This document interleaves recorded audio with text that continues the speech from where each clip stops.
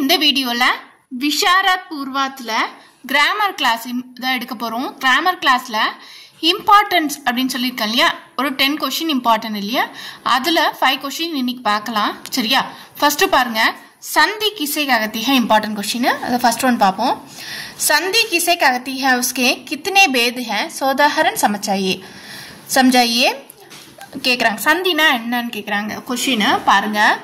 दो अक्षरों के मेल से, ரெண்டு அக்ஷரம்னா எழுத்துக்களுடைய சேர்றதுனால, இப்ப நம்ம சேர்த்து எழுதுக அப்படின்னு பார்த்திருப்போம் தமிழ்ல இல்லையா. சோ அது சேம், அதுதான் வந்து சேர்த்து எழுதுக. 10th வரும்போது புணர்ச்சி விதி அப்படின்னு பார்த்திருப்போம். ஸோ அப்போ சேர்த்து எழுதுக்கவும் புணர்ச்சி விதியும் அதுதான். சேர்த்து எழுதும் போது ஏதாவது ஒரு டிஃப்ரென்ஸ் மாற்றம் ஏற்படும், வரும் ஒரு முதல் அந்த மாதிரிலாம் வேர்ட்ஸ் எல்லாம் நம்ம படிச்சிருப்போம். 10th தமிழ்ல இருக்கும். நீங்க 10th வரையும் வரலன்னா நீங்க நான் சொல்லித்தரேன், கவனிங்க. दो अक्षरों के मेल से जो विकार होता है उसे संधि कहती है. ரெண்டு எழுத்துக்கள், அக்ஷரம்னா எழுத்து, ஆல்பபெட்ஸ் சேரும் போது ஏதாவது ஒரு மாற்றம் ஏற்படுது, விகார்னா மாற்றம் ஏற்பட்டா அததான் சந்தி அப்படின்னு சொல்றாங்கன்னு சொல்றாங்க. எக்ஸாம்பிள் ராமா அவதார், ஆத்ம அபியான் கொடுத்திருக்காங்க. இதுல எப்படி மாறுது மாற்றம் அப்படின்னு பார்ப்போம். ஃபர்ஸ்ட் பாருங்க, என்ன இருக்கு, ராம் பிளஸ் அவதார் இருக்கு. இதுல இந்த லெட்டர் லாஸ்ட் லெட்டர் தானே எப்பயுமே வந்து ஜாயின் பண்ணுவோம், இம்மும் ஆவும். இது மா மா, இது எப்படி பிரிக்கலாம், மா எப்படி வந்தது, ஃபர்ஸ்ட் இம்மும் ஆவும் சேர்ந்தாதான் மா வரும். இம்மும் ஆவும் சேர்ந்தா இதுதான் வந்து இப்படிதான் வந்து நம்மளுக்கு லெட்டர் உருவாயிருக்கும் இல்லையா. இம்மும் ஆவும் சேர்ந்தா மா. ஸோ அப்ப இதுக்குள்ள இம்மும் ஆவும் ஒளிஞ்சிருக்கு. அப்போ இம்மும் ஆவும் சேர்ந்தா மா. இதை ஹிந்தியில இப்படி எழுதியிருக்கேன், இம்மும் ஆவும் சேர்ந்தா மா. ஸோ அப்போ அப்படியே இங்க எழுதுங்க, இம் இருக்கு இல்லையா, இம்மு பிளஸ் ஆ. இதை எப்படி எழுதா, இம் பிளஸ் ஆ பிளஸ் இந்த ஆ அப்படியே எடுத்து எழுதிக்கோங்க. இம்மு ஆ. இப்ப ரெண்டு ஆ வந்துருச்சா, ரெண்டு என்னது ஆ சேர்ந்தா ஒரு மாத்திரா வந்து எக்ஸ்ட்ரா ஆகும். ரெண்டு ஆ சேர்ந்தா ஒரு மாத்திரா எக்ஸ்ட்ரா ஆகும். எப்படின்னா இங்க பாருங்க, ஆ ஆவும் சேர்ந்தா ஆ. இது வந்து வாய்ப்பாடு ரூல்ஸ். ஆவும் ஆவும், குறிலும் நெடிலும். குரில் நெடில்னா என்ன, குரில்னா கம்மி மாத்திரா, அதாவது ஆ. நெடில்னா மாத்திரா வந்து இன்க்ரீஸ் ஆகுறது. ஆ இன்க்ரீஸ் 2 times இன்க்ரீஸ் ஆகுது. ஆக்கும் ஆ சொல்றதுக்கும் டிஃபரன்ஸ் இருக்கு. ஸோ அப்போ இது நெடில், இது குரில். ஸோ அப்போ ரெண்டும் சேர்ந்தா, குரில் நெடில் சேர்ந்தாலும் நெடில் குரில் சேர்ந்தாலுமே நெடில் தான் ஆன்சர், நெடில்ல தான் வரும். சரியா? சின்னது ஆவா இருந்தாலும் பெரிய ஆவா இருந்தாலும் சேர்ந்தா வந்து என்ன ஆகும், நெடில்ல தான் ஆன்சர் வரும். சரியா? அதே மாதிரிதான் இ நெடில்ல தான் ஆன்சர் வரும். ஸோ அப்போ அதை வச்சுதான் இங்க எழுதியிருக்காங்க. ஆவும் ஆவும் சேரும்போது இந்த ஆவா மாறுது, நெடில் ஆவா மாறுது. ஸோ அப்போ இங்க என்ன இருக்கு, ரா இருக்கா, மா தான், மாவும் ஆவும் சேர்ந்துதான் இப்ப ஆவா மாறி இருக்கு. ஸோ அப்ப அப்படியே ரா, இது இந்த இம் அப்படியே தான் இருக்கு. இம்மு ஆவும் சேர்ந்தா மா, இம்மும் ஆவும் சேர்ந்தா மா. இது வந்து உங்களுக்கு தெரியும், இம்மும் ஆவும் சேர்ந்தா மா. ஸோ அப்ப இங்க ஒரு இம் இருக்கு, இங்க ஒரு ஆவும் சேர்ந்து பெரிய ஆவா மாதிரி இருக்கு. ஸோ அப்ப இம்மும் ஆவும் சேர்ந்தா மா வருது. ஸோ அப்ப ரா அப்படியே எடுத்து எழுதிங்க, மா எழுதுங்க, வா மீதி இருக்கிறத அப்படியே எழுதுங்க.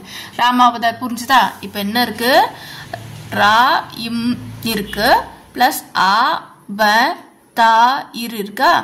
இந்த இம் இது என்னவா பிரிக்கலாம், இம்மு பிளஸ் ஆவா பிரிக்கலாம். இங்க ஒரு ஆ இருக்கு, ஆவும் ஆவும் சேர்ந்தா ஆ. ஸோ இப்போ ஆ என்னவா மாறுது, இம் ஆவும், இந்த இம் அப்படியே இருக்கு, இம்மும் ஆவும் சேர்ந்தா மா. ஸோ அப்போ மாவா மாறுது. இந்த எழுத்து இப்படி எப்படி வந்தது புரியுதா? ஸோ அப்போ ராமா அவதாரா மாறி இருக்கு. இப்படிதான் வந்து இது மாறி இருக்கு. அடுத்தது ஆத்மா அபியான் எப்படி மாறி இருக்கு, இதுவும் இம்மு இதுவும் ஆ, அதே சேம் கான்செப்ட்ல மாறி இருக்கு. இப்போ என்னவா மாறும், மாவா மாறும். அவ்வளவுதானே, இம்மும் அதே சேம் கான்செப்ட். ஸோ அப்போ மீதி இருக்கிறதெல்லாம் அப்படியே எழுத வேண்டியதா. இந்த மாவும் ஆவும் சேர்ந்து மாவா மாறப்போது, மீதி எல்லாம் அப்படியே எழுது. ஆத்து இத்து அங்க ஆல்ரெடி இருக்கு, மா இது பி இருக்கு, மா இருக்கு, இன் இருக்கு. ஸோ அப்போ எல்லாமே ஒண்ணுதான். ஸோ இது வந்து ஒரே மாதிரி தான். இம்மும் ஆவும் சேர்ந்து என்னவா மாச்சு, மாவா மாறி இருக்கு. சரியா? இம்மும் ஆவும் சேர்ந்து, ஏன்னா இங்க ஒரு ஆ இருக்கு, இங்க ஒரு ஆ எக்ஸ்ட்ரா ஒரு ஆ இருக்கு, ரெண்டு ஆ சேர்ந்து ஆவா மாறி இப்ப அது மாவா மாறி இருக்கு. எப்படி மாறுச்சுன்னு புரிஞ்சுதா? சரி, இப்ப அடுத்தது பார்ப்போம். ஸ்வர் சந்தி அப்படின்னு சொல்றாங்க. சந்திக்கே 3 भेद है. சந்தி வந்து 3 டைப்ஸ் இருக்கு. ஒன்னு ஸ்வர் சந்தி, வெஞ்சன் சந்தி விசர்க் சந்தி. ஸ்வர்னா என்னது? ஆ இருக்கு இல்லையா, அதுதான். வெஞ்சன்னா என்னது? ககனா. விசர்க்னா என்னது? இந்த அஹ தஹ சஹன்னு படிப்போம் இல்லையா, அஹ போட்டு படிப்போம் இல்லையா, ஆக்கு பக்கத்தில் 2 புள்ளி வச்சிருக்காங்க இல்லையா, அதுதான் விசர்க அப்படின்னு சொல்றாங்க. ஸோ அப்போ 3 டைப்பு புரியுது. அப்போ ஸ்வர்னா என்னது? First type ஸ்வர். ஸ்வர்னா என்னது சொன்னேன்? ஸ்வர்னா ஐ, சரியா? ஐய சொல்லலாம். தமிழ்ல உயிரெழுத்துக்கள், வவல்ஸ் அப்படின்னு சொல்லலாம் இல்லையா. ஐய வவல்ஸ் தான் இங்கிலீஷ்ல சொல்றாங்க. சரி, ஓகே. दो स्वरों के आसपास आने से होने वाले சந்தி கோ ஸ்வர் சந்தி ஹே.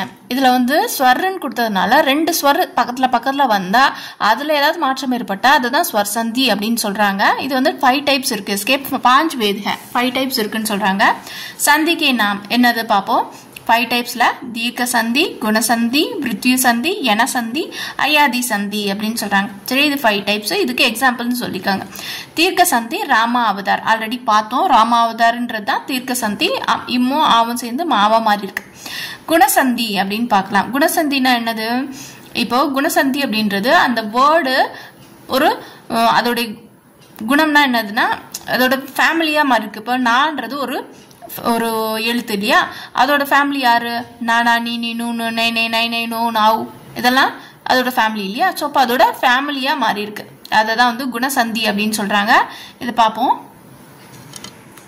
குணசந்தியை பொறுத்த வரைக்கும் ரூல்ஸ் இருக்கு. ரூல்ஸ் வந்து ஆல்ரெடி வந்து புக்ல செகண்ட் கொஸ்டின்ல கொடுத்துருக்காங்க. இது புக்ல இருக்கிறது தான். நீங்க அடுத்த செகண்ட் கொஸ்டின் பாருங்க. அதுல ஆ வந்ததுன்னா ஆல ஒரு லாஸ்ட் வேர்டும் ஈயோட ஃபர்ஸ்ட் வேர்டும் இருந்ததுன்னா ஏவா மாறும். ஆ வந்து ஃபர்ஸ்ட் வேர்டாகவும் செகண்ட் வேர்டு வந்து ஊவா ஸ்டார்ட் ஆனாலும் ஓவா மாறும். ஆவா இருந்து ரூவா மாறுதுன்னா அர்ரா வரும் அப்படின்னு சொல்லி இது வந்து ரூல்ஸ் சொல்லியிருக்காங்க. இப்போ இந்த ரூல்ஸை யூஸ் பண்ணி தான் நம்ம என்ன பண்ணணும்? குணசந்தியை எழுதணும். குணசந்தி பார்ப்போம். குணசந்தியில் என்ன எக்ஸாம்பிள்? கணேஷ் அப்படின்னு சொல்றாங்க. ஸோ இப்போ கணேஷை பாருங்க. கணேஷ் போட்டிருக்கா. இது நாவை எடுத்துக்கிட்டாங்க, இதுல ஈ எடுத்துக்கிறாங்க. இதுல நாவை எப்படி பிரிக்கலாம்? இன்னு பிளஸ் ஆ அப்படின்னு பிரிக்கலாம். சரியா? இன்னு பிளஸ் ஆ கன் ஈ அப்படியே எடுத்து எழுத வேண்டியதான். இப்ப இன்னு பிளஸ் ஆ இந்தியில எப்படி எழுதலாம்? இன்னு பிளஸ் ஆ இ. இப்போ இந்த ஆவும் ஈயும் சேர்ந்தா என்னவா மாறும்? என்னது? ஆவும் ஈயும் சேர்ந்தா என்னவா மாறும்? ஆவும் ஈயும் சேர்ந்தா என்னவா மாறும்? ஏவா மாறும். இது என்னது? ரூல்ஸ். இது அவங்களே கொடுத்துட்டாங்க. இது வந்து ரூல்ஸ்மா. இதை நம்ம மனப்பாடம் பண்ணி தான் ஆகணும். ஆவும் ஏவும் ஈயும் சேர்ந்தா ஏவா மாறும் அப்படின்னு சொல்லிட்டு ரூல்ஸ் கொடுத்துருக்காங்க. ஸோ இப்போ அந்த ரூல்ஸ் படி ஏன்னு எழுதிட்டோம். இந்த இன்னும் அப்படியே கீழே எழுதிட்டோம். ஸோ இப்போ இன்னும் ஏவும் நேவா மாறுது. இன்னும் ஏவும் என்னவா மாறுது? நேவா மாறுது. இல்லையா? இப்படிதானே நம்ம எழுத்துக்கள் வந்து உருவாச்சு. காங்காச்சானாலாம் இப்படிதானே நம்ம உருவாச்சு. இக்கு பிளஸ் ஆ கா அப்படிதானே நம்ம உருவாக்கணும். ஸோ அப்போ இன்னு பிளஸ் ஏ நே இப்படிதானே உருவாச்சு. அப்போ இந்த நே வருது. இப்போ அந்த இடத்துல கணேஷ்ன்னு எழுதணும். இப்போ புரியுதா? இந்த நாவும் இந்த ஈயும் சேர்ந்து நேவா மாறுச்சு. இப்படிதான். இது வந்து எதுக்கு எக்ஸாம்பிள் சொல்லியிருக்காங்க? குணசந்திக்கு எக்ஸாம்பிள் சொல்லியிருக்காங்க. அடுத்தது விருத்தியு சந்தி அப்படின்னு சொல்றாங்க. விருத்தியு சந்தினா அப்படின்னா சதா பிளஸ் ஏ அப்படின்னு சொல்றாங்க. விருத்தியு சந்தினா ஒரு புதுசான ஒரு எழுத்து உருவாகுது அப்படின்னு அர்த்தம். விருத்தியு ஆகுது, அதாவது உருவாகுது அப்படின்றது தான் விருத்தியு சந்தி சொல்றாங்க. சதா பிளஸ் ஏ எக்ஸாம்பிள். சரி, இதுக்கு ஒரு ரூல்ஸ் இருக்குன்னா இருக்கு, அதை வந்து பார்த்துக்கணும். விருத்தியு சந்திக்கு ஆ ஏ இருந்தா ஐல முடியும். ஆ பிளஸ் ஏ ஸ்டார்டிங் எழுத்தா, இது எண்டிங் எழுத்து, இது ஸ்டார்டிங் எழுத்து, ஐல முடியும். இது எண்டிங் எழுத்து ஆல இருக்கணும். இது ஓ இருந்தா அவுல முடியும். சரியா? இப்போ பார்ப்போம். இப்போ என்ன இருந்ததுக்கு? சதா ஏவ் இருக்கா, சதா இருக்கு, ஏவ் இருக்கு. இது ஏ எடுத்துக்கணும். இப்போ தா ஆல ஸ்டார்ட் ஆயிருக்கா, ஆல ஸ்டார்ட் ஆயிருக்கா, ஏல இது ஏல ஃபர்ஸ்ட் ஒன்று இருக்கா. ஸோ இப்போ இது கண்டிஷன் ஆகுது. அப்போ ஐ அப்படின்றது வரணும். அப்போ தா இது ஏ. தாவை எப்படி பிரிக்கலாம்? இத்து பிளஸ் ஆ அப்படின்னு பிரிக்கலாம். இந்த ஏ அப்படியே எழுதலாம். இப்போ இத்து ஆவும் இப்படி எழுதலாம். ஹிந்தியில் இத்தும் ஆவும் ஏவும் சேர்ந்தா ஐ, ஆவும் ஏவும் சேர்ந்தா ஐ. அப்போ ஐ கண்டிஷனை எழுதியாச்சு. இத்தும் இப்போ இங்க இருக்க இத்து அப்படியே எழுதுங்க. இத்தும் ஐயும் தை. அப்போ இந்த தான்றது எப்படி தையா மாறிச்சு? புரிச்சுதா? அப்போ மீதி ச தை இவ், சதைவ், மீதி எல்லாமே அப்படியே எடுத்து எழுத வேண்டியதான். புரியுதா? இப்படிதான் வந்து ஒரு எழுத்தை வந்து சேர்த்து எழுதும் போது மாறணும். அடுத்தது என சந்தி அப்படின்னு சொல்றாங்க. யதி ஆபி அப்படின்னு இருக்கு. என சந்தி அப்படின்னா என்ன அப்படின்னு பார்ப்போம். அதோட ரூல்ஸ் பார்ப்பேன். என சந்தி அப்படின்றது எரலவா இருக்கு அந்த மாதிரி இ இருக்கு. ஈல முடிஞ்சு ஆல வந்து ஸ்டார்ட் ஆகுதான் அதை இ அப்படின்றது எழுதணும். ஊல முடிஞ்சு ஆல ஸ்டார்ட் ஆச்சுன்னா வா இவ் எழுதணும். ரூல முடிஞ்சு ஆல ஸ்டார்ட் ஆச்சுன்னா இரு அப்படின்னு எழுதணும். இது வந்து எக்ஸாம் இது ரூல்ஸ். இது வந்து புக்லேயே கொடுத்துருக்காங்க. நம்ம ரூல்ஸ் படி தான் நம்ம எழுதணும். சரியா? இப்போ பார்ப்போம். இங்க யதி ஆபி இருக்கு. யதி அபி இருக்கு. இதெல்லாம் வந்து நீங்க எழுதணும்னு அவசியம் இல்லை. தெரிஞ்சுக்கிறதுக்காக தான் சொல்லி தரேன். நீங்க அந்த எக்ஸாம்பிளை மட்டும் எழுதினா போதும். நான் எக்ஸாம்பிள் எப்படி எழுதணும்னே தெரியாம எப்படி எழுதுவீங்களா, அதுக்காக உங்களுக்கு சொல்லித்தரேன். யதி ஆபி அப்படி இருக்கா, தீ இருக்கா, இது ஆ இருக்கு. அப்ப தீயும் ஆவும் எழுதிட வேண்டியதான். தீ எப்படி பிரிக்கலாம்? இத்து பிளஸ் இ தீ. அப்போ இது ஆ அப்படியே எழுதுங்க. அப்போ ஈயும் ஆவும் சேர்ந்தா ஈ. யா மேல புள்ளி வச்சு அந்த இ. அப்போ இத்து யா இ. அப்போ யா யாபி எத்யாபி அப்படின்னு போடுறாங்க. புரியுதா இது எப்படி வந்ததுன்னு? எத்யாபி. சரி, அடுத்தது அயாதி சந்தி அப்படின்னு சொல்றாங்க. அயாதி சந்திக்கும் ரூல்ஸ் இருக்கு. அது என்ன ரூல்ஸ் பார்ப்போம். அயாதி சந்தியில ஏ ஆல இருக்கு. சின்ன ஏ சின்ன ஆனா ஐ அப்படின்னு இருக்கணும். ஐ ஏ பெரிய ஐயும் ஆவும் இருந்தா ஆய் ஆய். ஓவும் ஆவும் இருந்தா அவ் ஓ. இது ஓ ஓ. அவ்வும் ஆவும் இருந்தா ஆவ் ஆவ் அப்படின்னு முடியணும். இது வந்து அயாதி சந்தியோடைய ரூல்ஸ். சரியா? இப்போ என்ன இருக்கு? நயன் இருக்கு. நை குட்டல் அண்ணுன்னு இருக்கு. இப்போ நையை எப்படி பிரிக்கலாம்? இன்னு பிளஸ் ஏ நே. இன்னு பிளஸ் ஏ நே இல்லையா? இது ஆ அப்படியே எழுத வேண்டியதான். இப்போ இன்னும் ஏவும் இருக்கு, இங்க ஆ இருக்கு. அப்ப ஏவும் ஆவும் சேர்ந்தா ஐ. சப்போ ஐ. சப்போ இன்னு அப்படியே எடுத்து எழுத வேண்டியதான். இந்த ஏவும் ஆவும் சேர்ந்தா ஐ. இந்த இன்னு அப்படியே எழுதுதான். சப்போ நயன். நா யா இன் நயன். இன்னும் ஆவும் சேர்த்தா நா இல்லையா? அந்த நா இங்க வந்திருக்கு. இன்னும் ஆவும் சேர்ந்தா நா. இது யா, இது இன்னு அப்படியே எழுதிருக்காங்க. நயன். இது தெரிஞ்சுக்கிட்டாதான் இது எப்படி எழுதுவீங்கன்னு சொல்லணும். இது தெரிஞ்சுக்கோங்க. சரியா? நயன். அப்போ புரிஞ்சுதா? ராமாவதார், கணேஷ், சதாயே, யதியாபி, நே அதன், நே அன், நயன், நே பிளஸ் அயன் நயன் அப்படின்னு சொல்றாங்க. ஸோ இப்படிதான் வந்து சேர்த்து எழுத்துக்கள்லாம் மாறுது. இதை மட்டும் எழுதுனா போதும். நீங்க காமிக்கிறதெல்லாம் எழுதணும், தெரிஞ்சுக்கிட்டா போதும். தெரிஞ்சுக்கிறதுக்காக தான் சொல்றேன். வெஞ்சன் சந்தி பார்ப்போம். வெஞ்சன் சந்தி. வெஞ்சன்னா என்னது? ஃபர்ஸ்ட் வெஞ்சன்னா புள்ளி எழுத்தையும் வெஞ்சன் தான் சொல்லுவாங்க. गगनावियों व्यंजन தான் சொல்லுவாங்க. ஸோ இப்போ व्यंजन பார்ப்போம். व्यंजन के आसपास स्वर या व्यंजन के आने हो से होने वाले संधि को व्यंजन संधि कहते हैं. व्यंजन வந்து व्यंजनக்கு பக்கத்துல व्यंजனை வந்து இது வந்து ஸ்வர் வந்ததுன்னா ஸ்வசந்தி. இது வெஞ்சன் வந்து ஏதாவது டிஃப்ரெண்ட் ஆகுது, சேஞ்சஸ் ஆகுது அப்படின்னா அதை வெஞ்சன் சந்தி சொல்றாங்க. ஃபர்ஸ்ட் ஒன் பாருங்க. வாக் குட்டல் ஈஷ், வாக்கீஷ் அப்படின்னு இருக்கு. இது நல்லா கவனிங்க. இங்க பாருங்க, கா இருக்கா, இங்க ஈ இருக்கா. இப்ப காவும் ஈயும் சேர்ந்தா இந்த கா தானே வரணும். ஆனா தேர்டு கா வந்திருக்கு. உங்களுக்கு கவனிச்சிங்களா? ஸோ இப்போ தேர்டு கா வந்திருக்கு. அப்ப இங்க ஒரு ரூல்ஸ் இருக்கு. என்ன ரூல்ஸ் அப்படின்னா, இந்த மாதிரி ஃபர்ஸ்ட் லெட்டர்ல முடியுது. இந்த ஃபர்ஸ்ட் வேர்டு என்னது? ககனால ஃபர்ஸ்ட் கா சா டா தா அந்த மாதிரி ஃபர்ஸ்ட் வேர்டுல முடியுது அப்படின்னா, இந்த மாதிரி வெஞ்சன் சந்தியில சேரும் போது தேர்டு எழுத்தா அதை மாத்தி எழுதணும் அப்படின்றது ஒரு ரூல்ஸ். அந்த ரூல்ஸ் படி இங்க எழுதியிருக்காங்க. அப்போ கால முடிஞ்சா இந்த தேர்டு காவும், சால முடிஞ்சா இந்த தேர்டு சாவும், டால முடிஞ்சா தேர்டு டாவும், தேர்டுனா காங்கச்சனம் எழுதிருப்பீங்களா கண்ணா, அதுல தேர்ட் ஒன் வருதுல அதை வந்து மாத்தி எழுதணும் அப்படின்னு. சாவா இருந்தா ஷா இல்ல சாவாவும், நாவா இருந்தா லாவாவும் மாத்தி எழுதணும் அப்படின்றது ரூல்ஸ். ரூல்ஸ் படி இந்த கா வந்து தேர்டு காவா மாறி இருக்கு. ஸோ இப்போ இக்கு இ பக்கி, இக்கும் ஈயும் சேர்ந்து கீயா மாறி இருக்கு. பாக்கீஷ் அப்படின்னு மாறி இருக்கு. சரியா? அடுத்தது ஜெகத் பிளஸ் நாத், ஜெகநாத்னு இருக்கு. இங்க இத்து இருக்கு, இங்க நா இருக்கு. ஆனா வந்து இங்க டபுள் நாவா மாறி இருக்கு. எப்படின்னா, இப்ப கா சா டா தாப்பா இந்த மாதிரி ஃபர்ஸ்ட் லெட்டர்ஸ்ல இந்த லாஸ்ட் எழுத்து முடிஞ்சா அதோடைய பஞ்சமாட்சர் இருக்கு இல்லையா, அதோடைய செமி கான்ஸ்டன்ஸை எழுத்தணும். பஞ்சமாட்சர்னா என்னது? அஞ்சாம் எழுத்து. அஞ்சாம் எழுத்து காவோட அஞ்சாம் எழுத்து ங, சாவோடது ங, நா, நாமா. அந்த மாதிரி அஞ்சாம் எழுத்தை எடுத்து எழுதணும். இப்போ இங்க தா இருக்கு, தாவோட அஞ்சாம் எழுத்து ந, ந அப்ப இன்னு எழுதணும். அப்ப ஜெகநாத்னு எழுதணும். அடுத்தது சங்கல்ப்.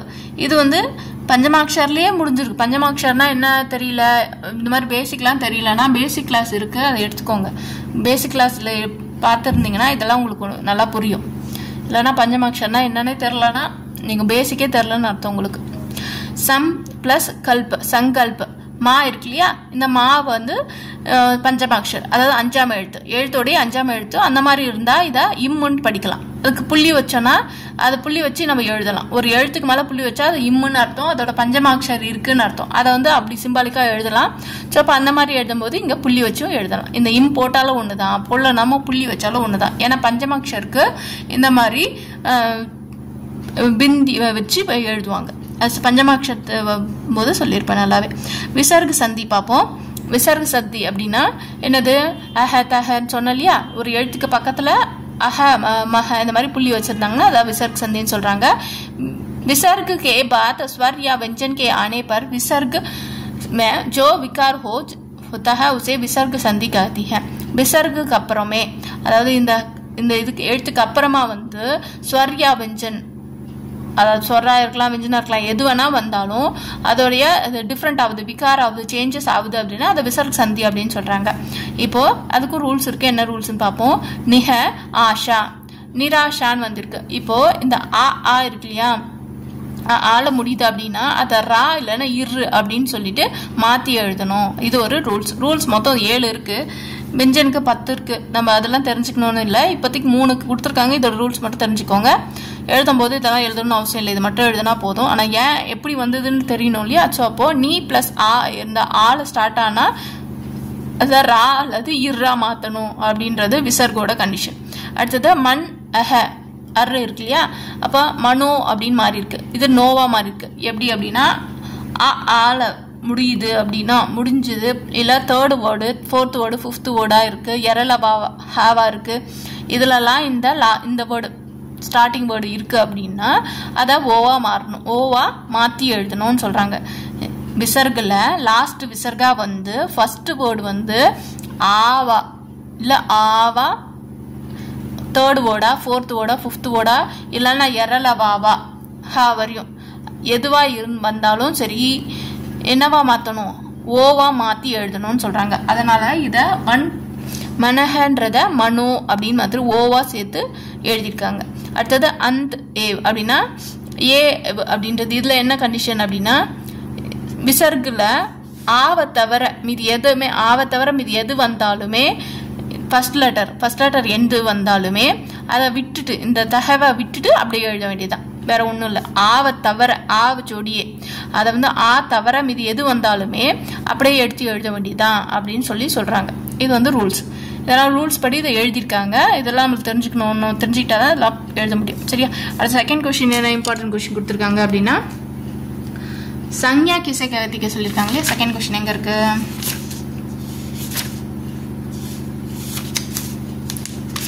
சரி 5th கொஸ்டின் பார்ப்போம்.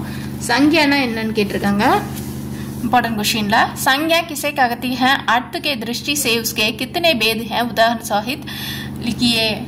संज्ञाना என்னது फर्स्ट नाउन என்னன்னு கேட்டிருக்காங்க. சரியா. பாப்பா ஹிந்தில किसी व्यक्ति वस्तु स्थान या गुण के नाम से संज्ञा कहती है.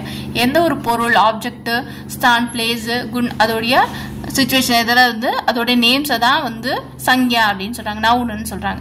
வியக்திக்கு எக்ஸாம்பிள் மனுஷன் இல்லையா, ராம் ஒரு பையன் பேரு வியக்தி மனுஷன். வஸ்துனா ஒரு பொருள், திங்ஸுக்கு எக்ஸாம்பிள் மேஜ். ஸ்தான்னா பிளேஸ் தில்லி. பாவுனா அவனுடைய நேச்சர், மிட்டாஸ்னா ஸ்வீட்டானவங்க, அவனோட பண்பு அதை குறிக்கிறது தான். சரியா. கேரக்டர் அப்படின்னு கூட சொல்லலாம். संज्ञा के 3 मुख्य भेद है. संज्ञा வந்து 3 டைப்ஸ் இருக்கு. ஒன்று व्यक्तिवाचक संज्ञा, जातिवाचक संज्ञा, भाववाचक संज्ञा. व्यक्तिवाचक அப்படின்றது ப்ராப்பர் நவுன், ஜாதிவாச்சக்னா காமன் நவுன், भाववाचक அப்படின்னா கலெக்டிவ் நவுன், அப்ஸ்ட்ராக்ட் நவுன் சொல்றாங்க. व्यक्तिवाचक संज्ञा அப்படின்றது ப்ராப்பர் நவுன். व्यक्तिवाचकனா இப்போ ஒருத்தங்களுக்கு குறிப்பிட்ட ஒரு பேர் வைக்கிறாங்கன்னு வச்சுக்கோங்க. இப்போ இவங்க தான் அவங்க அப்படின்னு சொல்றோம், வேற எதுவும் பேர் மாற போறது இல்லை. சரியா. இப்போ சென்னை அப்படின்னு சொல்றோம், சென்னை மட்டும் தான் இருக்க போகுது. சரியா. அது மாதிரி உங்க நேம் சொன்னா நீங்க மட்டும்தான். ஸோ அப்போ பர்டிகுலரா ஒரு நேமையோ ஒரு பிளேஸையோ பர்டிகுலரா சொன்னா अदा प्रॉपर नाउन व्यक्तिवाचक संज्ञा जो संज्ञा किसी विशेष व्यक्ति वस्तु या स्थान का बोध करती है उसे हम व्यक्तिवाचक संज्ञा அப்படின்னு சொல்றாங்க. जैसे राम दिल्ली रामायण இதெல்லாம் சிங்கிளா ராம் சொன்னா ராமரை தான் குறிக்கும், டில்லினா டில்லியை தான் குறிக்கும், ராமாயணா ராமாயணம் தான் குறிக்கும். ஸோ இப்போ ப்ராப்பரா ஒரு பர்டிகுலர் பிளேஸை பத்தி கரெக்டா சொல்றது व्यक्तिवाचक संज्ञा. जातिवाचक संज्ञा पापों जो संज्ञा एक ही जाति को सभी पदार्थों या प्राणियों को बोध करते हैं उसे हम जातिवाचक संज्ञा कहते हैं. जातिवाचक संज्ञाல ஒரு குறிப்பிட்ட ஒரு பொருளோட ஒரு இப்போ சொல்றோம். இப்போ நான் யாரு மனுஷன், நீ யாரு மனுஷன். ஸோ அப்போ ஒரு காமனான ஒரு வேர்டை சொல்றோம் அப்படின்னா ஒரு பொருளோ ஒரு காமனான இப்போ சாப்பாடு உணவுன்னு சொல்றோம். ஸோ இப்போ எல்லாமே உணவுல எல்லாமே அடங்கும் இல்லையா, நீர் அப்படின்னு சொல்றோம் எல்லாமே அடங்கும். ஸோ இப்போ அந்த மாதிரி ஒரு பொது பெயரை வந்து சொல்றாங்க, அந்த மாதிரி சொல்றதை தான் வந்து ஜாதிவாச்சக் சங்ஞான்னு சொல்றாங்க. எக்ஸாம்பிள் மனுஷிய ஷஹர் கிரந்த். மனுஷனா மனுஷன் எல்லாருமே மனுஷங்க தான். ஷஹர்னா சிட்டி, எல்லா சிட்டியும் இப்போ எந்த சிட்டியும் மதுரையா இருக்கட்டும் எதுவுமே எல்லாமே இப்போ சிட்டின்னு இப்போ சொல்றாங்க. ஒரு மதுரையில் ஒரு சிட்டி சொல்றாங்கன்னு வச்சுக்கோங்க, இப்போ அந்த மாதிரி ஒரு சிட்டி சொல்றாங்க. கிரந்த்னா book, any books, Tamil book English book எந்த கிரந்த், அந்த மாதிரி புக்ஸ் எதுவுமே வந்து என்ன சொல்றது காமனா ஒரு பேரை சொன்னா அது ஜாதிவாச்சக் சங்ஞா. ஜாதிவாச்சக் சங்ஞா दो भेद है, 2 टाइप्स இருக்கு. ஒன்னு சமூகவாச்சக் சங்ஞா, द्रव्य वाचक संज्ञा அப்படின்னு சொல்றாங்க. சமூகவாச்சகனா கலெக்டிவ் நவுன், ஒரு சமூகத்தை மட்டும் சொல்றது ஒரு அப்படின்னு சொல்றது. திருப்தி அப்படின்னா மெட்டீரியல் நவுன் சொல்றாங்க. பார்ப்போம்.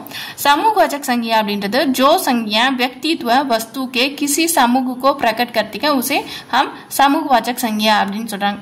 ஒரு குறிப்பிட்ட ஒரு சமூகத்தை ஒரு குறிப்பிட்ட ஒரு மெம்பர்ஸை மட்டும் சொல்றாங்க அப்படின்னா அதை வந்து நம்ம சமூகவாச்சக் சங்ஞால சொல்றாங்க. ஒன்று பீடுனா கூட்டம், மக்கள் கூட்டம். ஜுட் சேனா, சேனானா சோல்ஜர்ஸ், இப்போ அவங்க மட்டும் இப்போ சோல்ஜரில் மட்டும் டீச்சர்ஸ் சொல்லலாம். இப்போ டாக்டர்ஸ் சொல்லலாம். இவங்களாம் ஒரு சமூகத்தை சேர்ந்தவங்க, ஒரு கரெக்டாக ஒரு கலெக்டிவான ஒரு நவுன். அடுத்தது द्रव्यवाचक संज्ञा அப்படின்னா மெட்டீரியல் நவுன் சொல்றாங்க.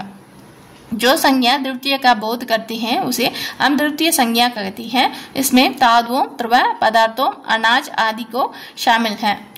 இப்போ ஒரு குறிப்பிட்ட ஒரு மெட்டீரியலை பத்தி சொல்றாங்க. ஒரு கோல்டு, இதெல்லாம் வந்து கோல்டுல என்னென்ன இருக்கு, கோல்டு வளையல், ரிங்கு, என்ன வேணா இருக்கு சரியா, செயின், பிரேஸ்லெட் எல்லாமே இருக்கு இல்லையா. சாவல்ல அரிசி இருக்கு. ஸோ அரிசியில நிறைய டைப்ஸ் இருக்கு.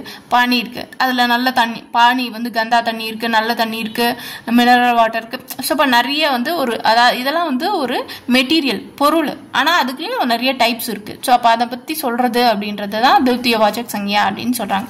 அடுத்தது भाववाचक संज्ञा. जो संज्ञा किसी व्यक्ति या वस्तु का गुण, दोष, धर्म आदि का बोध करती है उसे हम भाववाचक संज्ञा कहते हैं. भाववाचक संज्ञा அப்படின்றது ஒருத்தருடைய குணத்தையும் பண்பு, இப்போ அவன் வந்து குள்ளமா இருப்பான், ஒல்லியா இருப்பான், சிரிச்சுட்டே இருப்பான், அழுதுட்டே இருப்பான் அப்படின்னு சொல்லிட்டு அவனுடைய நேச்சரை பத்தி சொல்றத பத்தி தான் பாவவாச்சக் சங்கியான்னு சொல்றாங்க. குண் அப்படின்னா பலாயி, குணத்தை பத்தி அவன் நல்லவன் அப்படின்னு சொல்றது. தோஷ்னா கெட்டவன், தோஷ்னா குறைய சொல்றது, இது வந்து நல்லது கெட்டது. தர்மம் அப்படின்னா அவன் எந்த இதுவை சேர்ந்தவன் அப்படின்னா கோமலத்தா ரொம்ப சாஃப்டானவன் அப்படி அவனுடைய பண்பை பத்தி சொல்றது. அதுதான் வந்து நம்ம என்ன சொல்றோம் பாவவாச்சக் சங்கியா அப்படின்னு சொல்றாங்க. நெக்ஸ்ட் என்ன क्वेश्चन கொடுத்துருக்காங்க இம்பார்ட்டன்ட். शब्द किसी कहती है சொல்றாங்க. शब्द பார்ப்போம். थर्ड क्वेश्चन इंपॉर्टेंट पापों. शब्द किसे कहते हैं, अर्थ दृष्टि से उसके कितने भेद हैं, उदाहरण साहित्य सब स्पष्ट कीजिए. पापों. एक या 100 अधिक अक्षरों के मेल से बनी सार्थक ध्वनि को शब्द कहती है. ஒன்னு இல்லைன்னா அதுக்கு அதிகமான லெட்டர்ஸை வந்து சேரும்போது அது மீனிங்ஃபுல்லான வேர்ட்ஸ் வருது அப்படின்னா அதை வந்து ஷப்துன்னு சொல்றாங்க. ஒரு வேர்டு இல்லைன்னு அதுக்கு மேல 2 வேர்டு சேர்ந்து மீனிங்ஃபுல்லா வந்தது அப்படின்னா அதை வந்து என்ன சொல்றோம் ஷப்துன்னு சொல்றோம். अर्थ दृष्टि से शब्द के 2 भेद है. अर्थ அடிப்படையில் 2 டைப்ஸ் இருக்குன்னு சொல்றாங்க. ஒன்னு சர்தக் சப்த், நிர்தக் சப்த், மீனிங்ஃபுல் வேர்டு. ஒரு 2 வேர்ட்ஸை போட்டா இப்போ வா அப்படின்னு சொல்றோம், வருவான் அப்படின்னு சொல்றோம், வருவாயின் வருவான்னு சொல்றாங்க. ஆவோன்னு சொல்றோம், ஆவோ அப்படின்னு சொல்றோம். 2 வேர்டு தான். ஸோ அப்போ அதெல்லாம் மீனிங்ஃபுல் தான். ஸோ அப்போ சர்தக் சப்த். நிர்தக் சப்த் அப்படின்றது மீனிங், அது என்னதான் வேர்டு சேர்த்து எழுதினாலும் அதுக்கு மீனிங் இருக்காது. என்ன எழுதுற தப்பா எழுதுற அப்படின்னு சொல்லுவோம் இல்லையா, அந்த மாதிரி அந்த மீனிங் இல்லைன்னா அதை நிர்தக் சப்த் அப்படின்னு சொன்னாங்க. शर्तक शब्द पापों. शर्तक शब्द जिन शब्दों के अर्थ होते हैं उनके शब्दक शब्द कहती है இதுக்கு வந்து மீனிங் இருக்கோ அத வந்து शब्दक शब्दன்னு சொல்றாங்க जैसे लड़का कुत्ता पेड़ आना लड़काना बॉय कुत्ताना डॉग पेड़ना மரம் ஆனானா வருதல் சோ அப்ப இது எல்லாத்துக்குமே மீனிங் இருக்கு சோ அப்ப எல்லா அக்ஷரமும் சேர்த்து எழுதும்போது மீனிங் வருது இல்லையா சோ அப்ப அத शब्दक शब्दன்னு சொல்றாங்க இதே வந்து निर्दक शब्द அப்படின்றது जिन शब्दों के अर्थ नहीं होते उनके निर्दक शब्द कहती है இதுக்கு வந்து எழுதும்போது அந்த மீனிங் இல்ல அந்த வேர்டுக்கு மீனிங் இல்ல அப்படினா அத வந்து निर्दक शब्दன்னு சொல்றாங்க எக்ஸாம்பிள் जैसे மியாவ் மியாவ் மியாவ் மியாவ்ன்றது என்னது பூனை கத்துறது அத வந்து எழுதுறோம் பட் வந்து அதுக்கு மீனிங் கிடையாது மியாவ்னா எந்த டிக்ஷனரியில மீனிங் இல்ல இல்லையா சர் சர் சர் சர்னு சொல்றோம் அதுக்கு மீனிங் இல்ல கல் கல் கல் சொல்றாங்க சோ அப்ப அதுக்கு மீனிங் இல்ல சோ அப்போ शब्दक शब्द के 3 भेद हैं शब्दकना मीनिंगफुल्लाன வேர்ட்ஸ் இருக்கு இல்லையா அதுக்கு 3 டைப்ஸ் இருக்கு ஒன்னு வாச்சக் शब्द लाक्षणिक शब्द व्यंजक शब्द वाचक शब्द அப்படினா என்னன்னு பாப்போம் वाचक शब्दனா जब कोई शब्द टिक उसे अर्थ में लिखा या बोल जाए जिसके लिए वह बना है तब उसे हम वाचक शब्द कहते हैं இப்போ ஒரு வா அப்படினு சொல்றோம் அப்படினா உட்காருன்னு சொல்றோம் அப்படினா கரெக்ட்டான வேர்ட் உட்கார் அப்படினு சொல்றது உட்காருங்கள் அப்படினு சொல்றோம் சோ அப்ப ஹிந்தில कुत्ता दूध पीता है सो அப்ப சென்டென்ஸோட verb சப்ஜெக்ட் எல்லாமே சேர்த்து கரெக்ட்டா ஒரு ப்ரொனன்சியேஷனோட நம்ம சொல்லும்போது எழுதும்போது அத வந்து வாச்சக் शब्दன்னு சொல்றாங்க அதாவது நம்ம என்ன சொல்றோமோ அதை எழுதுறது சரியா कुत्ता दूध पीता है அப்படினு சொல்றது டிக் கரெக்ட்டான மீனிங்கோட கரெக்ட்டான வேர்ட்ஸை யூஸ் பண்ணி எழுதுறது வாச்சக் शब्द இதே लाक्षणिक शब्द அப்படின்றது जब कोई शब्द अपना नयम अर्थ प्रकट ना करके उसके गुण को அதாவது அத வந்து இன்டைரக்ட்டா சொல்றது அவன் மாதிரி வேகமா போறான் அப்படினா குதிரை மாதிரி ஓடுறான் அப்படி சொல்றாங்க குதிரை வந்து வேகமா போகும் சோ அதனால அது வேகமா போறான்னு அதுக்கு கம்பேர் பண்ணி சொல்றது தான் நம்ம लाक्षणिक शब्दன்னு சொல்றாங்க प्रकट करे तब वह लाक्षणिक शब्द कहलाता है एग्जांपल उदाहरण பாருங்க மகேஷ் अपना मालिक का कुत्ता है மகேஷ் தன்னுடைய முதலாளிக்கு நாயா இருக்கான் சோ நாய்னா என்னது நாயா இருக்கான் அப்படினு சொல்றாங்க டாகோட இது என்னது வஃபாதார் நன்றியோட இருக்கும் சோ அப்ப டாக் மாதிரி அவன் வந்து நன்றியோட இருக்கான் அப்படினு சொல்றதுக்காக என்ன சொல்லிருக்காங்க कुत्ता है அப்படினு சொல்றாங்க இது மாலிகோட குத்தா நாயோட அந்த முதலாளியோட நாயா இருக்கான் இவன் அப்படினு சொல்றாங்க जैसे श्याम दो अपने मालिक को कुत्ता है श्याम அவனுடைய முதலாளிக்கு குத்தாவா இருக்கான் நாயாக இருக்கான் அப்படினா நாய் மாதிரி உழைக்கிறான் மாடா உழைக்காதன்னு சொல்லுவாங்க இதெல்லாம் சொல்லும்போது மாடு வந்து ரொம்பவும் வர்க் பண்ணும் சோ அதனால மாடை கம்பேர் பண்ணி உழைக்கிறதுக்கு நன்றியோட இரு நாய் மாதிரி நன்றியோட இருக்கான் அப்படி சொல்லும்போது நாய் வந்து ஒரு வஃபாதாரா இருக்கும் அதனால அப்படி சொல்றாங்க சோ குதிரை வேகமா ஓடும் குதிரை மாதிரி ஓடுறான் எறும்பு மாதிரி சுறுசுறுப்பா இருக்கான் சோ அப்ப அத கம்பேர் பண்ணி சொல்றாங்க எறும்பு கூட சுறுசுறுப்பா இருக்கும் இல்லையா அதனால அத கம்பேர் பண்ணி சொல்றதுதான் लाक्षणिक शब्द व्यंजक शब्द அப்படின்றது जब कोई शब्द वाचक या लाक्षणिक अर्थ में के बदलते हुए गुंडे अर्थ प्रकट कर दो उसे हम व्यंजक शब्द कहते हैं ஒரு நம்ம ஒரு வேர்ட் சொல்றோம் ஆனா எழுதுறது ஒன்னு எழுதுறோம் பட் வந்து அதோட மீனிங் வேற சரியா இப்போ மீனிங் வேற அப்படினா அதுதான் வந்து व्यंजक शब्दன்னு சொல்றாங்க இப்போ என்ன சொல்றாங்கன்னா உதாரணம் வகு कुत्ते के मौत मरता है அவன் நாய் மாதிரி சாக போறான் நாயோட சாவு மாதிரி அவனுக்கு இருக்கும்னு சொல்றாங்க சோ அப்போ இது இப்ப சபிக்கும்போது என்ன சொல்லுவோம் நாய் மாதிரி நடு ரோட்ல தான் நாய் எங்க இருக்கும் ரோட்ல தான் அடிபட்டு செத்து போகும் அது எங்க அதுக்குன்னு ஏதாவது பண்ணுவாங்களா இல்ல அப்படிலாம் இல்ல நாய் வந்து செத்து போயிருந்தா அது இதுவா இருக்கும் யாரும் கேப்பாரட்டு இருக்கும் இல்லையா சோ அப்ப அந்த மாதிரி இவன் சாவான் அப்படின்னு சொல்லிட்டு சொல்லும்போது அது ஒரு சபிக்கும்போது சொல்றாங்க சோ அப்ப அந்த மாதிரி कुत्ते के मौत இதுக்கு மீனிங் என்னது நாயுடைய மரணம் போல நாயின் சாவு போல அவன் சாவான் அப்படினு சொல்றாங்க சோ அப்போ இன்டைரக்ட்டா அவனை திட்றதுக்காக அவ வந்து சொல்றதுனால இத வந்து व्यंजक शब्द அப்படினு சொல்றாங்க व्यंजक शब्द इस वाक्य में कुत्ते के मौत को अर्थ है बुरी तरह मरना கெட்ட விதமா அவன் இறக்கணும் அப்படின்றத தான் இவங்க வந்து இப்படி சொல்றாங்க சோ அப்ப அவங்க சொல்றதுக்கு மீனிங் வந்து வேற கெட்டதா எடுத்துக்கறாங்க அதுதான் வந்து व्यंजक शब्द அப்படினு சொல்றாங்க அடுத்து என்ன क्वेश्चन इंपॉर्टेंट है क्रिया किसे कहती है लिया क्रिया पापो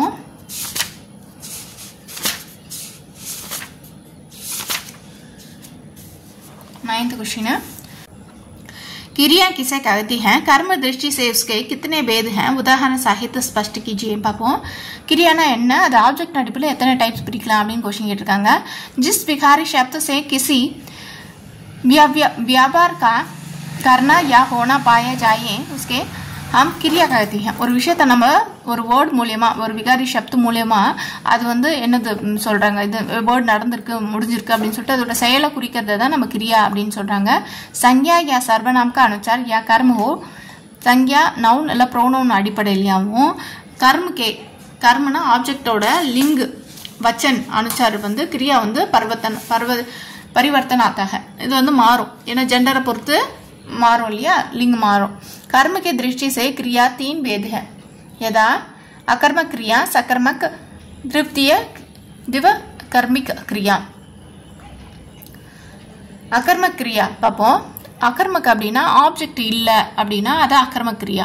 சகர்மக்னா ஆப்ஜெக்ட் இருக்கும். ஆப்ஜெக்ட்னா என்ன, இதை யார் செஞ்சா, எப்ப செஞ்சா, எதுக்கு, ஏன் அப்படின்னு क्वेश्चन கேட்டா ஆன்சர் வந்தா அதுக்கு ஆப்ஜெக்ட் இருக்குன்னு அர்த்தம்.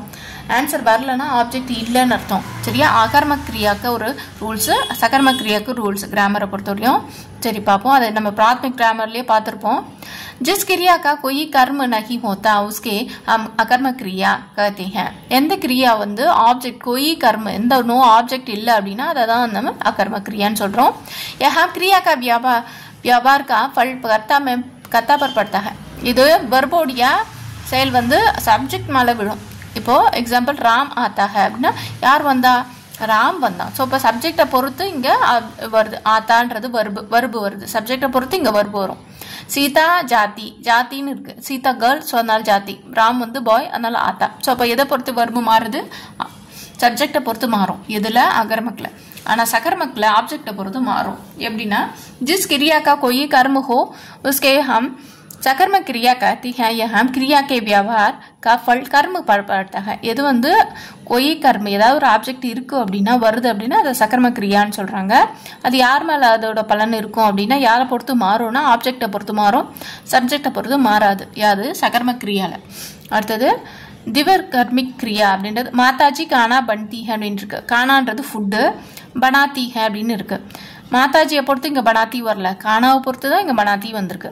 ஹம் கஹானி சுன்டே ஹே, நாங்க கஹானியை கேட்கிறோம் அப்படின்னு சொல்றாங்க. சுன்தே ஹே கேட்கிறோம் சொல்றாங்க. திவ்கர்மிக் கிரியா, கர்மக் கிரியா பார்ப்போம். இதுல வந்து 2 டைப்ஸ் ஆப்ஜெக்ட் இருக்கும். 2 ஆப்ஜெக்ட் இருந்தா அதை दिव कर्मक क्रियाன்னு சொல்றாங்க. जिस क्रिया का 2 कर्म होते हैं उनको हम दिव कर्मिक क्रिया कहते हैं. एग्जाम्पल राम श्याम को फल देता है. राम श्यामனுக்கு பழத்தை கொடுத்தான்னு சொல்றாங்க. ஸோ அப்போ பழம் கொடுத்தான்னு சொல்றாங்க. ஸோ அப்போ யார் யாருக்கு எதை அப்படின்னு நிறைய கொஸ்டினுக்கு ஆன்சர் வருது இல்லையா, யார் யாருக்கு எதை கொடுத்தான், அது மாதிரி எல்லாத்துக்கும் ஆன்சர் வருது. ஸோ அப்போ 2 ஆப்ஜெக்ட் இருக்கு. சீதா गाय को चारा देती है. சீதா காய்னா பசுவுக்கு, சரானா புல் அந்த வைக்கோல வந்து கொடுக்குறா அப்படின்னு சொல்றாங்க. தேத்தி ஹே அப்படின்னு சொல்றாங்க. ஸோ இப்போ ஆப்ஜெக்ட் 2 வருது. ஸோ அப்போ அதை திவ்கர்மிக் கிரியா அப்படின்னு சொல்றாங்க. அடுத்தது கொஷின் என்னது, லிங்கு கேட்டிருக்காங்க இல்லையா, 5th கொஸ்டின். அடுத்த கொஸ்டின் சரி பார்ப்போம். इम्पोर्टेंट लिंग. लिंग किसे कहती है? हिंदी में लिंग परिवर्तन के मुख्य नियम उदाहरण समझाइए. लिंगना என்ன, அதோடைய ரூல்ஸ் எல்லாம் என்ன அப்படின்னு கேட்டிருக்காங்க. மொத்தம் 8 रूल्स கொடுத்திருக்காங்க. அதை ஒண்ணா பார்ப்போம். संज्ञा के जिस रूप में किसी के पुरुषत्व या स्त्रीत्व का बोध हो उसे लिंग कहती है. संज्ञा नाउन இருக்கு இல்லையா, அது வந்து ஒரு ஆணா பெண்ணா அப்படின்றத நமக்கு விளக்கறத தான் நம்ம லிங் அப்படின்னு சொல்றோம். हिंदी में 2 लिंग है. हिंदीல 2 டைப்ஸ் இருக்கு. लिंग पुल्लिंग स्त्रीलिंग, அதாவது ஆண்பால் பெண்பால். पुल्लिंग அப்படின்றது பாய். इससे पुरुष जाति का बोध होती है. இதை வந்து ஆண் அந்த ஜாதியை வந்து நம்மளுக்கு விளக்குது. லடுக்கா, கோடா, பாயி இதெல்லாம் வந்து பாய். ஸ்திரீலிங்க அப்படின்றது इससे ஸ்திரீலிங்க का बोध होती है. ஸ்திரீலிங்க நமக்கு விளக்குறது ஸ்திரீலிங் சொல்றாங்க, பெண்பால். லடுக்கி, கோடி, பஹன் இதெல்லாம் வந்து கேர்ள். ஸோ அப்போ இது 8 ரூல்ஸ் இருக்கு. நம்ம 8 ரூல்ஸ், அதாவது புல்லிங்கா ஸ்திரீலிங்கா மாற்றணும்னா 8 ரூல்ஸ் ஃபாலோ பண்ணணும். அந்த ரூல்ஸ் எல்லாம் என்னன்னு பார்ப்போம். आकारत और आकार शब्द के अंत में आ जहा ई लगकर स्त्रीलिंग बनाती है. ஒரு ஆண்பாலா இருக்கிற பச்சா பெண்பாலா மாற்றணும் அப்படின்னா என்ன கண்டிஷன்னா ஆல முடிஞ்சிருக்கணும். அந்த பாயோடைய நேமோ அது பேரோ எதுவோ அது ஆல முடிஞ்சிருந்தா லாஸ்ட் லெட்டர் ஈயா மாத்திட்டீங்க அப்படின்னா அது கேர்ள். பச்சா பச்சி, லடுக்கா லடுக்கி, பேட்டா பேட்டி. ஸோ இப்போ கேர்ளை பாயா மாற்றுறது, பாயை கேர்ளை மாற்றுறது ஈஸி தான். ஆளை முடிஞ்சிருந்தா அதை ஈயா மாற்றி எழுதணும். பச்சா பச்சி, ஆவை ஈயா மாற்றணும், அப்போ गला मारिடும். कुछ आकारत शब्द के अंत में ईया लगकर स्त्रीलिंग बनाती है. கொஞ்சம் ஆகாரத் ஆ அப்படின்னா चूहा ஆ की मात्रा வர வேர்ட்ஸ்க்கு கொஞ்சம் வேர்ட்ஸ்க்கு ஈய அப்படின்றத சேர்த்தோம்னா गला मारिடும். चूहा चूहिया ஈய சேர்த்துக்கணும், லாஸ்ட்ல ஈய சேர்த்துக்கணும். ஹான்றது ஈ சேர்க்கும்போது ஹீயா மாறிடுச்சா, ஹிய चूहिया कुत्ता कुत्तियां बेटा बेटियां, बेटाன்றது பையன், बेटियाன்றது பொண்ணு. ஸோ அப்போ குத்தான்றது டாகு, குத்தியா அப்படின்றது பெண் டாகு. ஸோ இப்போ ஈயா சேர்த்து எழுதணும், செகண்ட் கண்டிஷன். அடுத்தது விவசாய சூச்சக், அதாவது ஒர்க் அடிப்படையில் கேர்ள் பாய் எப்படி பிரிப்பாங்க அப்படின்னா இன் சேர்ப்பாங்க. கேர்ளுக்கு பேரோடுக்கு அப்புறம் இன் சேர்த்தாங்கன்னா அப்போ ஸ்ரீலிங் சொல்கிறாங்க. சுனார் அப்படின்றது சுனாரின், சுனாரின் ரின் இன் சேர்த்து எழுதணும், சுனாரின். தோபி இது பாய் தோபி, தோபின் கேர்ள் தோபின். மாலி ஆண் நௌக்கர், மாலின் அப்படின்னா மாலி மாலின் இன் சேர்த்து எழுதணும், அப்போ கேர்ள். माली मालिन. चलिए அடுத்த फोर्थ कंडीशन है आकारत शब्द के अंत में आनी प्रयोग लगकर आ அப்படில முடியறதுல சின்ன ஃபர்ஸ்ட் ஆர்க்லி ஆல முடியறதுல ஆனி அப்படி சேர்த்தோம்னா அது ஸ்திரீலிங் சொல்றாங்க. நௌக்கர் நௌகராணி, தேவர் தேவராணி, சேட் சேட்டானி அப்படி சொல்லி ஆணி ஆணி சேர்த்து எழுதணும். அடுத்தது कुछ आकारत இது சின்ன आकार शब्द के अंत में नी प्रयोगते पर நீயை வந்து சேர்த்து எழுதுனா அது गला மாறிடும். ஷேர் ஷேர்னி, மோர் மோர்னி, ஷியார் ஷியார்னி, அப்போ நீன்னு சேர்த்துட்டோம்னா गला மாறிடும். இது பாய் गला மாற कंडीशंस. அடுத்தது उपन्यावाचक शब्दों के अंतिम स्वर के स्थान पर आइन प्रयोग लगकर स्त्रीलिंग बनती है. ஆயின்னு சேர்த்து எழுதணும்னா गला மாறிடும். யாரு இப்போ பண்டித் அப்படின்னா பண்டிதாயின், பண்டிதாயின். டாக்டர் டாக்டர் ஆயின், இப்போ டாக்டர் டாக்டர் அம்மா அப்படி சொல்கிறோன்னா அந்த மாதிரி. பாபு பாபு ஆயின், ஆயின்னு சேர்த்துட்டோன்னா गला மாறிடும். அடுத்தது अक अक में अंध होने वाले कुछ पुल्लिंग शब्दों के अंत में इका प्रयोग कहती है. इक्ல முடியுது अक, आ इक अक, இந்த अक्ல முடியறதோட பாய் गला மாற்றணும்னா இக்கால சேர்த்து எழுதணும். அக்கில் முடியறது எல்லாமே இக்கால சேர்த்து எழுதணும். என்னது பாலக் அக்கில் முடிச்சிருக்கா பாலிகா இக்கா, நாயக் அக்கில் முடிச்சிருக்கா நாயிகா, அத்தியபக் अध्यापिका அப்படின்னு சொல்றாங்க. कुछ शब्दों को पुल्लिंग स्त्रीलिंग रूप में अलग अलग, இது எந்த ஒரு கண்டிஷனும் இல்லாம மாறி மாறி வரும். எப்படி மாதா பிதா, பாய் பஹன், ராஜா ராணி. ஸோ இப்போ இதுக்கும் சம்மந்தமே கிடையாது, ஆனால் பாய் கேர்ள் மாறி மாறி வருது அப்படின்னு சொல்றாங்க. மொத்தம் வந்து உங்களுக்கு 9 கண்டிஷன் இருக்கு. இதுல कुछ प्राणीवाचक शब्दों के पहले नर माता छोड़कर, இப்போ நர் அப்படின்றது ஆண் ஆண் மாடு பெண் மாடு அப்படின்னு சொல்றோம்னு வச்சுக்கோங்களேன். பசு காலை தான் சொல்லணும், ஆனால் இப்போ ஆண் காகம் இது பெண் காகம் அப்படின்னு சொல்லும்போது நர்னா பாய், மாதானா கேர்ள். ஸோ அப்போ அந்த வேர்டுக்கு முன்னாடி இது ஆண் சிங்கமா பெண் சிங்கமான்னு தெரியலன்னும் போது நம்ம எப்படி சொல்லுவோம் ஆண் சிங்கம் பெண் சிங்கம்னு சொல்லுவோம். அப்போ அந்த மாதிரி நர் மாதா அப்படின்னு யூஸ் ஆகும். நர்னா பாய், மாதானா கேர்ள். நர்ஷீல் மாதாஷீல் அப்படின்னு சொல்லலாம். சரியா, இந்த மாதிரியும் மாற்றுவாங்கன்னு சொல்கிறாங்க. மொத்தம் 9 இருக்குது. இது இம்பார்ட்டன்ட் படிச்சுக்கோங்க. டோட்டலாக இன்னைக்கு 5 கொஸ்டின் ஆன்சர் பார்த்துருக்கோம். நாளைக்கு 5 கொஸ்டின் பார்க்கலாம். தன்யவாதம்.